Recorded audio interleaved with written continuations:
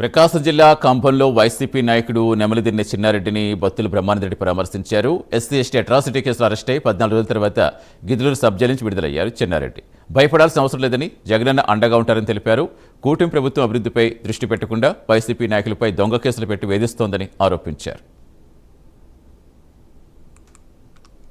మా మాజీ market committee chairman Chennareddy గారు వారిని అన్యాయంగా, మీ అందరికీ తెలుసు, అన్యాయంగా కేసులు పెట్టి జైల్లో పెట్టిన సందర్భంగా వారికి బెయిల్తో రావడం జరిగింది. వారిని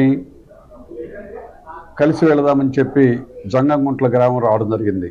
ఈ సందర్భానికి ఒకటి మీరు గుర్తు చేస్తున్నా, జంగంగుంట్ల గ్రామం రావడం అనేది నేను చాలా సంతోషంగా ఫీల్ అవుతున్నా. కారణం ఏంటంటే, మన చెన్నారెడ్డి గారు నాన్నగారు, సీనియర్ చెన్నారెడ్డి గారు సెంట్రల్ బ్యాంక్ డైరెక్టర్గా 1983-88 వరకు కూడా సెంట్రల్ బ్యాంక్ డైరెక్టర్గా బాధ్యతలు నిర్వహించి నాకు మిత్రుడుగా ఉండి ఈ ప్రాంతంలో ఉన్నటువంటి రైతులకు కావలసినటువంటి ఆర్థిక సహకారాన్ని కోఆపరేటివ్ సొసైటీల ద్వారా అందించినటువంటి కుటుంబం ఈ కుటుంబం.